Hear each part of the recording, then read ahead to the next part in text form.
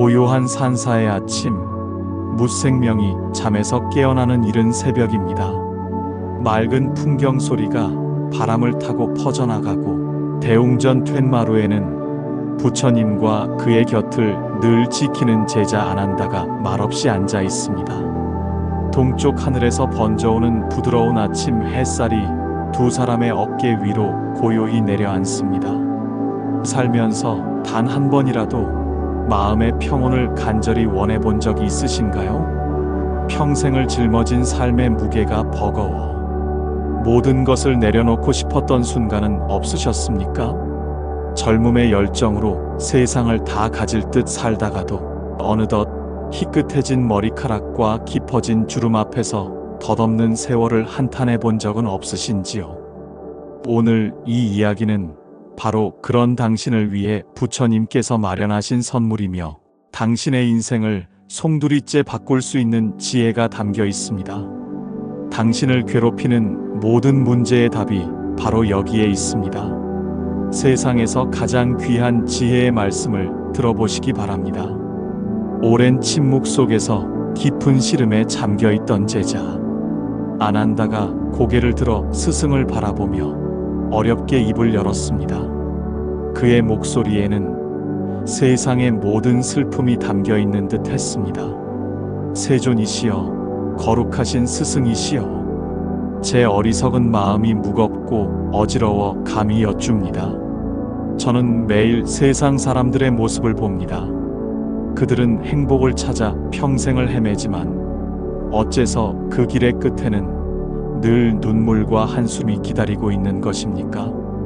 젊었을 때는 무엇이든 얻을 수 있을 것처럼 힘차게 살아가지만 세월의 흐름 속에 늙고 병들어가는 자신을 보며 절망합니다. 제가 아는 한 노인은 평생 자식들을 위해 헌신했지만 나이가 드니 외려 짐이 되었다며 홀로 눈물 짓고 있었습니다. 또 어떤 이는 평생 땀 흘려 큰 재산을 모았지만 그 재산 때문에 자식들이 다투는 모습을 보며 밤잠을 이루지 못했습니다. 사랑하는 사람을 먼저 떠나보낸 이의 슬픔은 말할 날이 없고 평생을 함께하자던 약속은 죽음 앞에서 허무하게 부서져 버립니다. 사람들은 행복을 얻기 위해 평생을 애쓰지만 어째서 그들의 손에 남는 것은 후회와 허무함 뿐인 것입니까? 이토록 허망한 것이 인생이라면 저희는 대체 무엇을 위해 이 고통의 시간을 견뎌내야 하는 것입니까? 이 괴로움의 정체는 무엇이며 저희는 어디에서 진정한 평안을 찾을 수 있단 말입니까? 부처님께서는 아난다의 고뇌 어린 질문을 말없이 들으셨습니다. 마치 아픈 자식을 바라보는 어버이처럼 깊고 따뜻한 눈으로 제자를 바라보시던 스승께서는 한참의 침묵 끝에 부드럽지만 온 세상을 울리는 듯한 단호한 음성으로 입을 여셨습니다. 일어나라 아난다야. 너의 그 아픈 마음이 바로 모든 진리의 시작이다. 너는 지금 너 자신만을 위해 묻고 있는 것이 아니다. 세상 모든 존재가 마음속 깊이 품고 있는 근원적인 질문을 대신하고 있는 것이다. 아난다야, 너는 고통이 밖에서 온다고 생각한다. 가난 때문에, 병 때문에, 나를 알아주지 않는 사람들 때문에 괴롭다고 여긴다. 그러나 진실을 보아라. 너를 괴롭히는 것은 세상이 아니다. 너를 괴롭히는 것은 바로 너의 마음이다. 모든 괴로움의 시작은 바로 나라는 생각, 나의 것이라는 집착에 단단히 붙잡혀 있기 때문이다. 이것은 세상 모든 것이 영원하고 변치 않는다는 그릇된 믿음, 즉 무명에서 비롯된 것이니 너희는 이제 그 미혹에서 벗어나야 한다. 이 모든 괴로움을 풀어내는 길은 세상의 참된 모습을 바로 보는 것에 있다. 세상의 참된 모습이란 공하다는 것이다. 여기서 말하는 공함이란 텅 비어 아무것도 존재하지 않는다는 허무를 말하는 것이 아니다. 많은 이들이 이 공하다는 말을 허무하다고 오해하여 삶의 의미를 잃고 방황한다. 단언컨대 공함을 아는 자는 허무에 빠지지 않고 오히려 세상의 모든 이치를 깨닫고 진정한 자유를 얻게 될 것이니라. 공함은 이 세상 모든 존재가 고정된 실체 없이 수많은 인연의 관계 속에서 끊임없이 변화하며 존재한다는 깊은 의미를 담고 있다. 이것을 불교에서는 연기의 이치라 한다. 연기란 이것이 있으므로 저것이 있고 이것이 사라짐으로 저것이 사라진다는 뜻으로 세상 모든 것이 인연에 의해 생겨나고 사라진다는 가르침이다. 이 세상에 홀로 스스로 존재하는 것은 아무것도 없다. 저기 피어있는 한 송이 꽃을 보아라. 저 꽃이 존재하기 위해서는 땅과 물, 햇빛과 공기가 필요하다. 또한 씨앗이라는 원인이 있어야 하고 그 씨앗을 옮겨준 바람이나 새의 도움이 있었을 것이다. 이 수많은 원인과 조건, 즉 인연들 중 단 하나라도 없다면 저 꽃은 지금 저 모습으로 피어날 수 없다. 이처럼 세상 모든 것은 수많은 원인과 조건들이 잠시 모여 그 모습을 드러내는 것일 뿐 그 어디에도 이것이 바로 꽃의 본 모습이다라고 할 만한 영원하고 고정된 실체는 없다. 이것이 바로 공의 이치이다. 그렇습니다.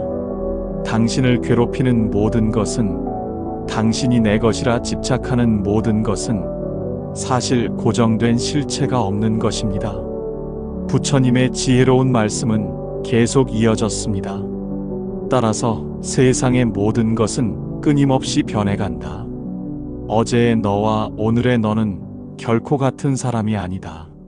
너의 몸을 이루는 세포들은 잠시도 쉬지 않고 생겨나고 사라지며 너의 생각과 감정 또한 아침 구름처럼 저녁 노을처럼 잠시 머물렀다가 사라지기를 반복한다. 내가 그토록 기뻐했던 순간도, 너를 그토록 아프게 했던 슬픔도, 거울 속에 비친 너의 젊음과 건강도, 심지어 내가 영원할 것이라 믿었던 소중한 인연마저도 영원히 붙잡아 둘 수 있는 것은 이 세상에 아무것도 없다. 모든 현상이 흐르는 강물처럼 한순간도 머물지 않고 끊임없이 변한다는 것을 알아야 한다. 이것을 모든 것은 변한다는 재행무상의 원리라 하니라. 그럼에도 불구하고 너희는 변하는 것을 변하지 않기를 바라고 사라지는 것을 영원하기를 바라기 때문에 괴로운 것이다. 흐르는 강물을 손으로 막으려 애쓰는 것과 같다. 젊음이 영원하기를 바라고 재물이 항상 곁에 머물기를 바라며 사랑하는 사람이 변치 않기를 바란다. 이러한 헛된 바람이 바로 집착이며 모든 고통의 뿌리가 되느니라. 이제 너희가 나라고 굳게 믿고 있는 그것의 실체를 더 깊이 들여다보자. 너희가 나라고 부르는 것은 실체가 없는 존재다. 우리가 나라고 인식하는 것은 5가지 요소가 잠시 모여 만들어진 결합체에 지나지 않는다. 이 5가지를 합하여 오온이라 부른다. 오온이란 몸, 느낌, 생각, 의지, 그리고 이 모든 것을 분별하는 의식을 말한다. 이것들을 하나씩 자세히 살펴보자. 첫째는 물질적인 몸을 뜻하는 색이다. 너의 머리카락, 살, 뼈와 같은 몸뚱이를 말한다. 너희는 이 몸을 나라고 여기고 평생을 애지중지하며 가꾼다. 하지만 이 몸은 지수화풍, 즉 흙과 물, 불과 바람의 4가지 요소가 잠시 빌려와 뭉쳐진 것에 불과하다. 숨이 끊어지면 흙으로, 물로, 불기운으로, 바람으로 흩어져 돌아갈 뿐 어디에도 영원한 나의 몸은 없다. 둘째는 느낌을 뜻하는 수이다. 즐겁고 괴롭고 즐겁지도 괴롭지도 않은 것을 느끼는 감각이다. 맛있는 음식을 먹을 때 즐거움을 느끼고 아플 때 괴로움을 느낀다. 너희는 즐거운 느낌은 영원히 붙잡고 싶어하고 괴로운 느낌은 어떻게든 피하려고 한다. 그러나 이 느낌 또한 인연 따라 잠시 일어났다가 사라지는 물거품과 같을 뿐 나의 느낌이라고 할 만한 실체가 없다. 셋째는 생각을 뜻하는 상이다. 대상을 인식하고 그것에 대해 이러쿵저러쿵 생각하며 개념을 만드는 작용이다. 꽃을 보고 아름답다고 생각하고 가시를 보고 아프겠다고 생각한다. 너희는 자신이 만든 생각의 틀에 세상을 가두고 그 생각에 집착하여 옳다 그르다를 판단하며 괴로워한다. 그러나 이 생각 또한 허공에 그림을 그리는 것처럼 실체가 없다. 넷째는 의지를 뜻하는 행위다. 무언가를 하고자 하는 의지 작용, 즉 마음의 움직임이다. 선한 일을 하고자 하는 마음, 악한 일을 하고자 하는 마음, 이 모든 의지들이 바로 행위다. 이 의지는 업을 만드는 가장 중요한 동력이 되지만 이 또한 구름처럼 모였다 흩어질 뿐 영원한 나의 의지는 없다. 다섯째는 이 모든 것을 분별하고 인식하는 마음 작용인 식이다. 눈으로 보고 귀로 듣고 코로 냄새 맡으며 대상을 분별하는 인식 기능이다. 이것이 있기에 우리는 세상을 경험할 수 있다. 그러나 이 인식 기능마저도 대상이 있어야만 작용하는 조건적인 것이지 독립적이고 영원한 나의 의식이란 존재하지 않는다. 이처럼 너의 몸과 느낌, 생각, 의지, 그리고 의식이 잠시 인연을 따라 한데 모여나라는 이름으로 불릴 뿐이다. 이 오온 가운데 어느 것 하나를 떼어내어 이것이 바로 나다라고 할 만한 것은 어디에도 없다. 마치 수레가 바퀴와 차축, 짐칸 등으로 이루어져 있지만 그 어느 부품 하나를 가리켜 이것이 수레다라고 할 수 없는 것과 같다. 이처럼 영원하거나 독립적으로 존재하는 나는 본래 없다는 것을 불교에서는 무아사상이라 한다. 반드시 기억해야 하느니라. 고정불변하는 나라는 실체는 없다는 것을 깨달을 때 너희는 비로소 집착에서 벗어날 수 있다.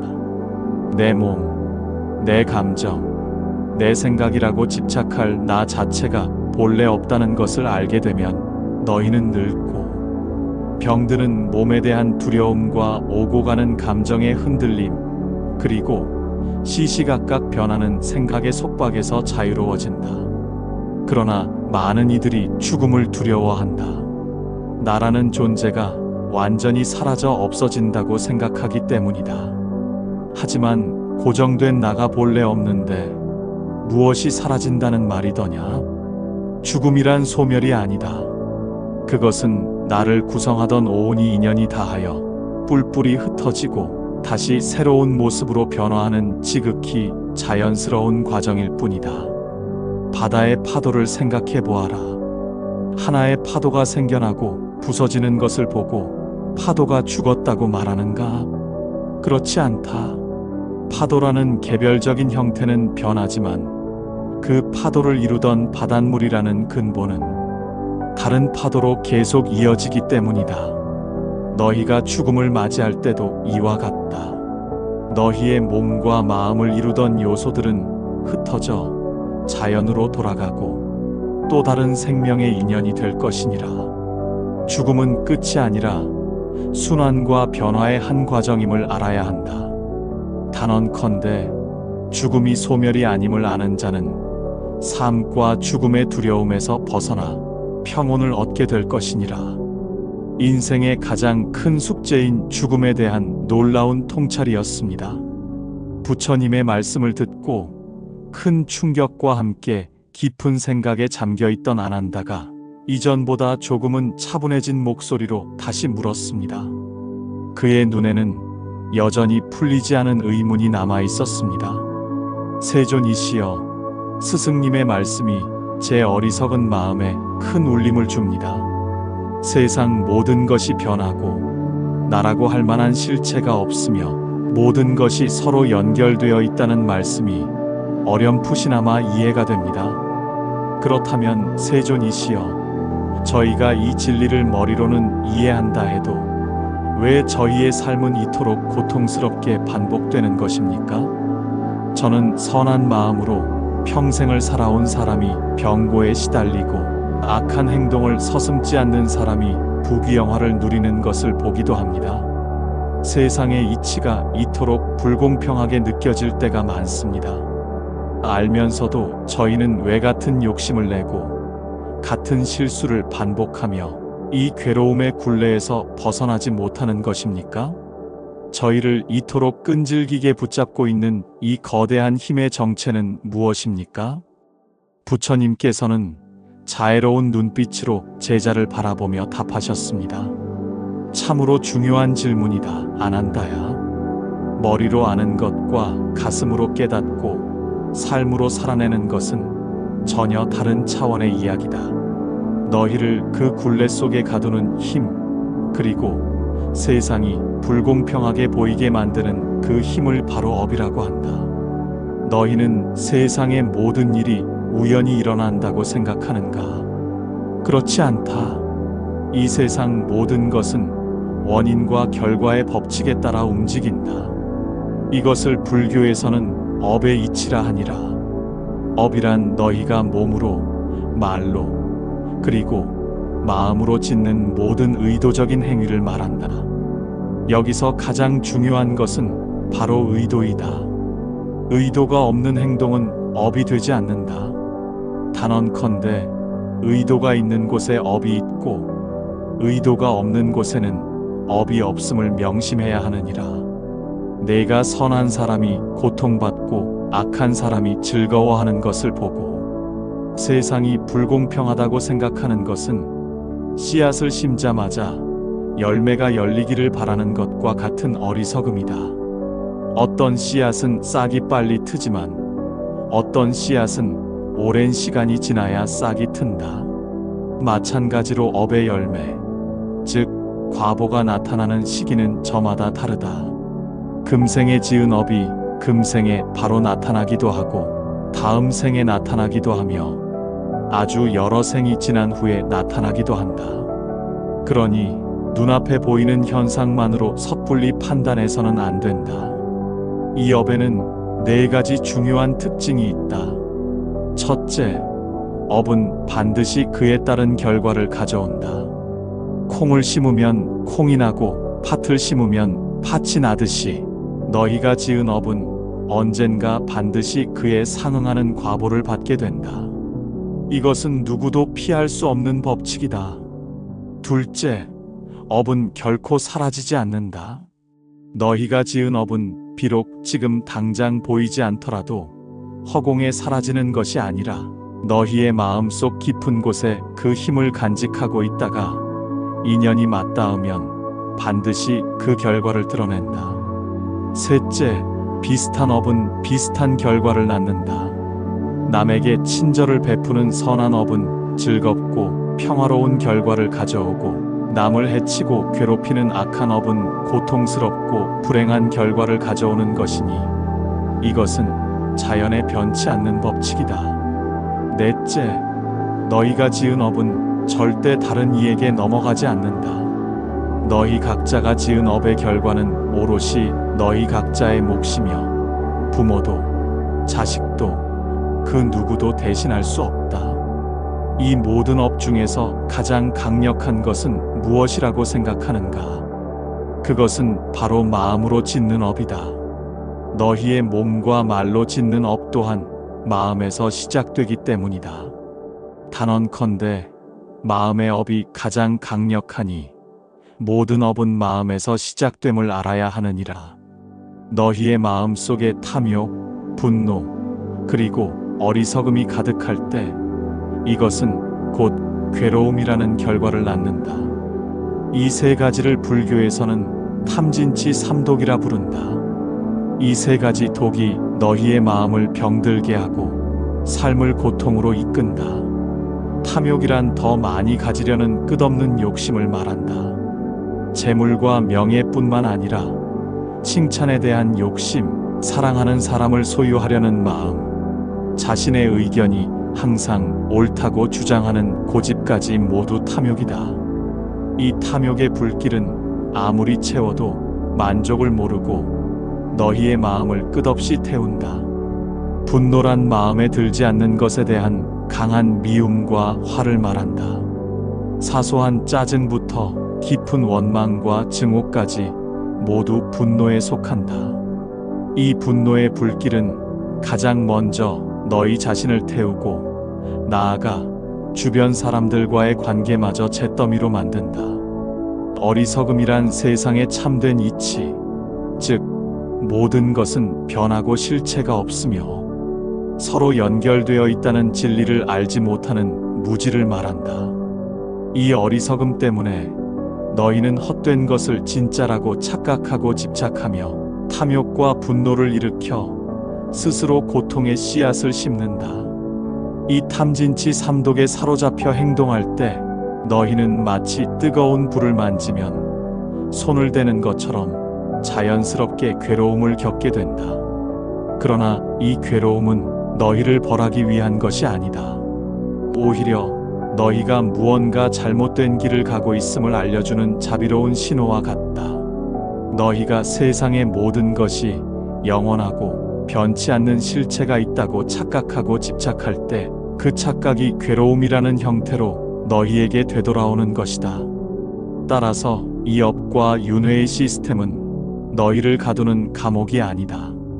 오히려 고통이라는 분명한 신호를 통해 너희 스스로 배우고 성장하여 깨달음으로 나아갈 수 있도록 돕는 거대한 배움의 장이다. 반드시 이 괴로움의 신호를 통해 너희의 마음을 살피고 바른 길로 나아가야 하느니라. 기억하십시오. 당신의 인생은 우연이 아닙니다. 모든 것은 당신이 만든 결과입니다. 부처님께서는 윤회에 대한 말씀을 이어가셨습니다. 이제 윤회에 대해 이야기하겠다. 윤회란 너희가 지은 업의 힘에 이끌려 끝없이 생과 사를 반복하는 것을 말한다. 그것은 마치 수레바퀴가 끊임없이 굴러가는 것과 같아서 고통스러운 순환의 수레바퀴를 뜻한다. 많은 이들이 다음 생에는 더 좋은 곳에 태어나는 것을 축복으로 여기기도 하지만 그것은 진실이 아니다. 아무리 행복하고 풍요로운 삶을 살지라도 세상 모든 것이 변한다는 진리 앞에서 너희는 언젠가 변화의 고통을 겪게 될 것이다. 또한 삶의 근원적인 불안감에서 결코 자유로울 수 없다. 윤회는 너희가 과거에 지은 업의 힘에 의해 강제적으로 이끌리는 과정이다. 너희의 의지와 상관없이 업의 흐름에 따라 이리저리 떠도는 것이다.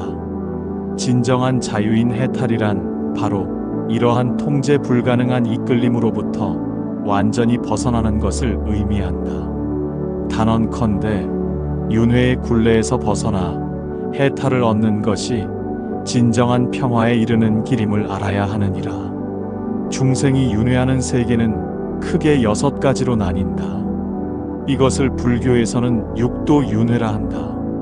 천상의 세계, 싸움이 끊이지 않는 아수라의 세계, 너희가 지금 살고 있는 인간의 세계, 짐승들의 세계, 끝없는 굶주림에 시달리는 악귀의 세계, 극심한 고통을 겪는 지옥의 세계가 그것이다. 너희가 어떤 세계에 태어날지는 전생에 지은 업에 따라 결정된다. 이 육도 윤회 중에서 인간으로 태어나는 것은 매우 어려운 일이다. 마치 넓은 바다에 눈먼 거북이가 100년에 한 번 물 위로 떠오르는데 그때 마침 떠다니는 나무 구멍에 머리를 넣는 것만큼이나 어렵다고 했다. 그럼에도 불구하고 너희는 인간으로 태어났다. 인간의 몸을 얻는 것은 깨달음을 얻기에 가장 좋은 조건을 갖추고 있기 때문이다. 너희는 선과 악을 분별할 수 있는 지혜를 가지고 있으며 고통을 느끼고 그 고통에서 벗어나고자 하는 의지를 가지고 있다. 따라서 이 귀한 인간의 몸을 헛되이 보내지 말고 부지런히 수행하여 깨달음을 향해 나아가야 한다. 반드시 이 소중한 기회를 놓치지 말고 정진해야 하느니라. 너희가 업의 이치를 바로 알고 윤회의 참된 의미를 깨달을 때 너희는 더 이상 어리석은 행위를 반복하지 않을 것이다. 너희의 모든 생각과 말과 행동이 미래의 너희를 만들어간다는 것을 알게 될 때 너희는 스스로 삶의 주인이 되어 괴로움의 사슬을 끊고 진정한 자유와 평화에 이르게 될 것이니라. 부처님의 말씀에 비로소 자신의 삶을 옥죄던 문제의 실마리를 찾은 듯 아난다의 얼굴에 희망의 빛이 감돌았습니다. 그는 자리에서 일어나 부처님께 공손히 절을 올린 후 간절한 목소리로 마지막 질문을 드렸습니다. 그의 목소리에는 이제 흔들림 없는 결의가 담겨 있었습니다. 세존이시여, 자비로우신 스승이시여, 스승님의 가르침 덕분에 제 눈을 가리고 있던 어둠이 걷히는 듯합니다. 고통의 원인이 제 마음속 집착에 있었으며 그 집착이 업을 만들고 저를 윤회의 굴레에 가두었음을 이제야 알겠습니다. 이제 저는 저를 괴롭히던 세상을 원망하지 않겠습니다. 제 마음을 바로 보겠습니다.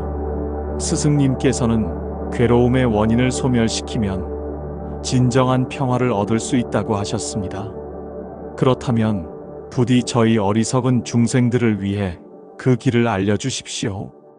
이 고통의 바다를 건너 영원한 평화의 저 언덕으로 갈 수 있는 구체적이고 확실한 방법은 무엇입니까? 저희는 무엇을 어떻게 실천해야 합니까? 부처님께서는 아난다의 간절함을 따뜻한 미소로 받아들이며 고개를 끄덕이셨습니다. 일어나라 아난다야. 너의 그 마지막 질문 속에 모든 해답이 들어있다. 너희가 고통의 바다에서 벗어나 진정한 깨달음에 이르고자 한다면 그 길을 분명히 알아야 한다. 내가 너희에게 제시하는 구체적인 방법이 있으니 그것은 바로 4가지 거룩한 진리인 사성제와 8가지 바른 길인 팔정도이다.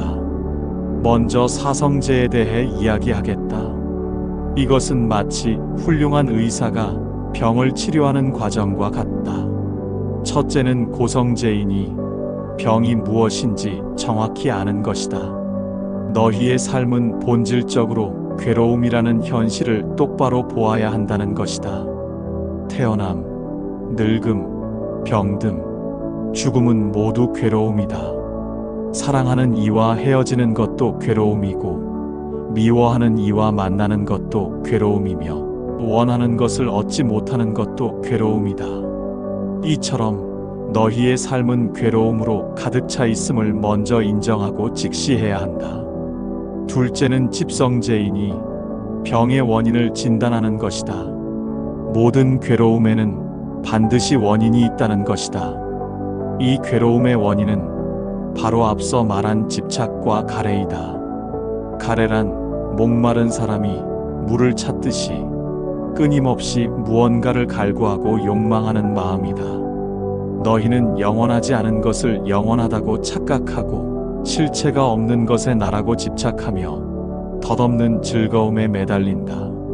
이러한 탐욕과 욕망이 바로 괴로움의 근본 원인이 되느니라. 셋째는 멸성제이니 병이 나을 수 있다는 희망을 주는 것이다. 고통의 원인을 완전히 없애면 괴로움 또한 사라진다는 진리이다. 너희가 집착과 가래를 완전히 놓아버릴 때 모든 괴로움은 저절로 소멸한다. 이것은 불이 꺼지면 연기가 사라지는 것과 같은 이치이다. 단언컨대 괴로움의 원인을 소멸시킬 때 너희는 진정한 평화, 즉 열반을 얻게 될 것이니라. 열반이란 모든 번뇌의 불꽃이 꺼진 완전한 평온과 행복의 상태를 말한다. 넷째는 도성제이니 병을 고치는 구체적인 처방전을 주는 것이다. 고통을 없애는 구체적인 길이 있다는 것이며 이 길이 바로 지금부터 내가 설명할 팔정도이다. 이 4가지 진리를 불교에서 말하는 사성제라 하니라. 지금부터 당신의 모든 고통을 끝낼 수 있는 8가지 방법이 펼쳐집니다.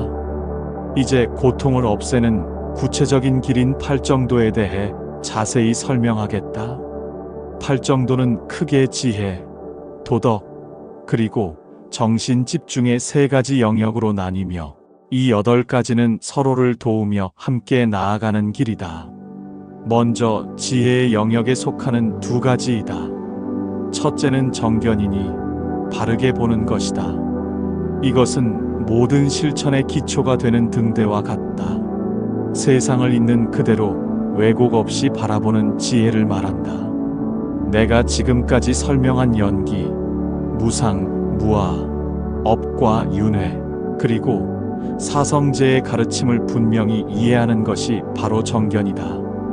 단언컨대 바른 견해를 가질 때 너희는 인생이라는 망망대해에서 길을 잃지 않고 진리의 항구로 나아가게 될 것이니라. 둘째는 정사유인이 바르게 생각하는 것이다.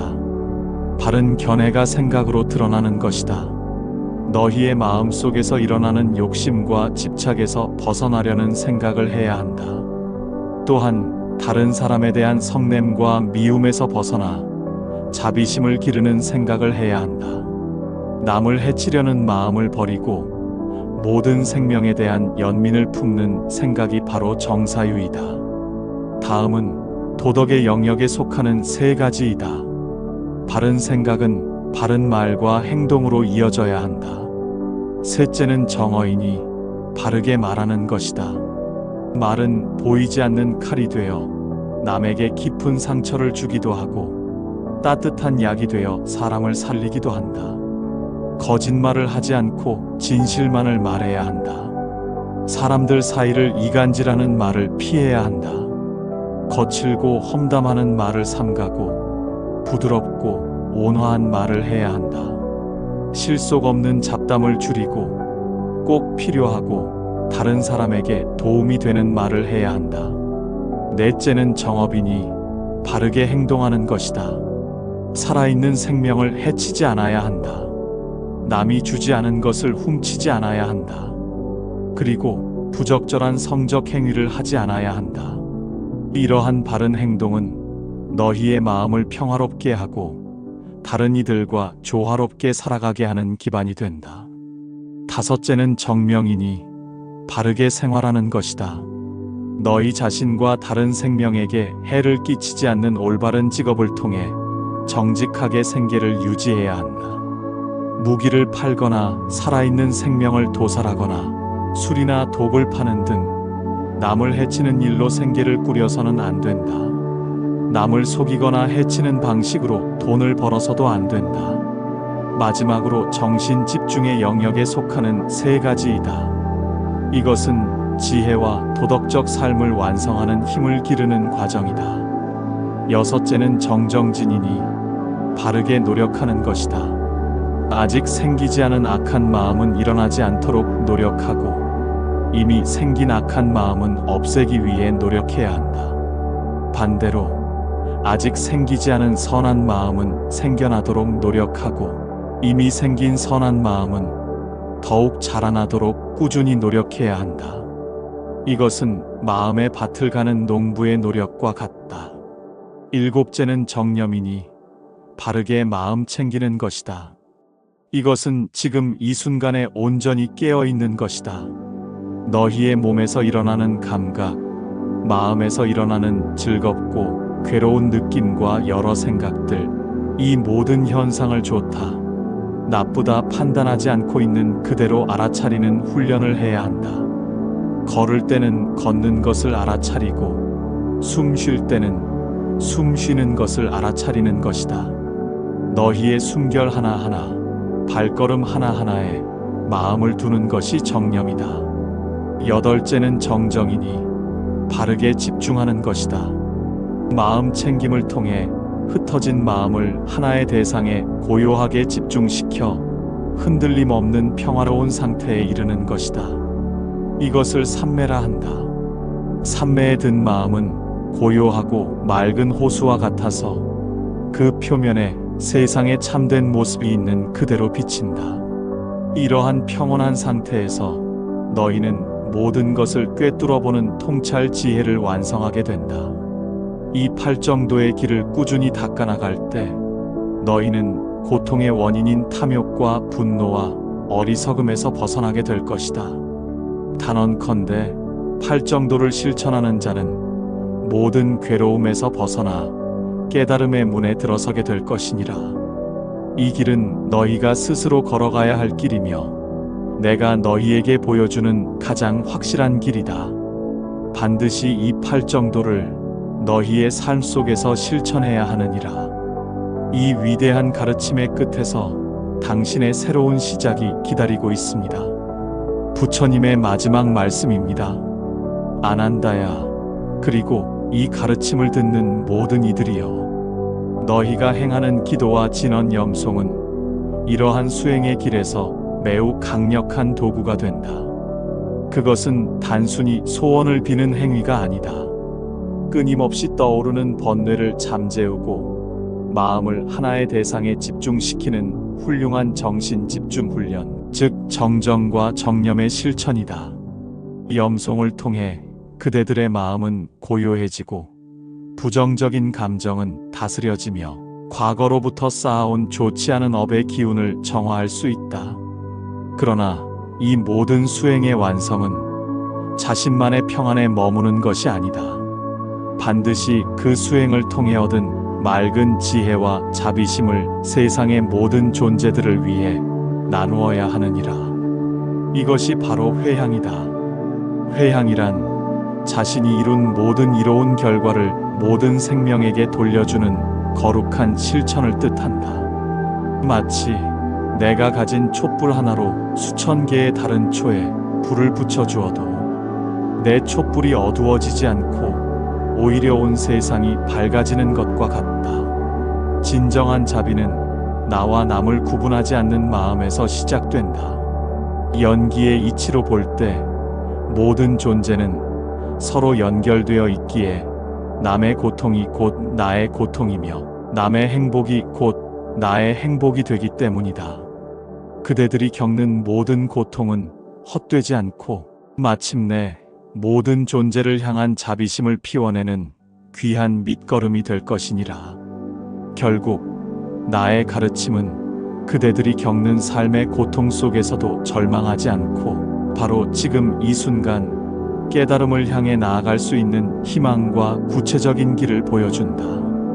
고통의 원인이 마음속에 있음을 알고 팔정도라는 실천적인 길을 걸으며 마침내 얻은 지혜를 모든 이웃과 나눌 때 그대들은 진정한 의미의 자유와 평온에 이르게 될 것이다. 이것이야말로 모든 존재가 추구해야 할 가장 가치 있는 삶의 목표이니라. 이 길은 결코 쉽지 않다. 그러나 꾸준히 정진하고 마음을 살피는 노력을 게을리하지 않는다면 너희는 반드시 이 고통스러운 윤회의 수레바퀴에서 벗어나 영원한 평화와 자유를 얻게 될 것이다. 이것이 내가 너희에게 전하는 가장 중요한 가르침이니라. 부처님의 말씀이 끝나자 세상은 다시 고요에 잠겼습니다.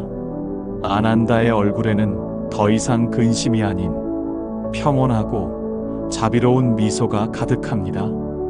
부처님의 말씀 잘 들으셨나요? 당신을 묶고 있던 고통의 밧줄이 조금은 느슨해지셨기를 바랍니다. 이 지혜의 말씀들을 단 한 번 듣는 것으로 그치지 마시고 힘들고 지칠 때마다 꺼내어 듣고 또 들으십시오. 당신의 삶이 고통에서 벗어나 평온으로 가득하기를 진심으로 기원합니다.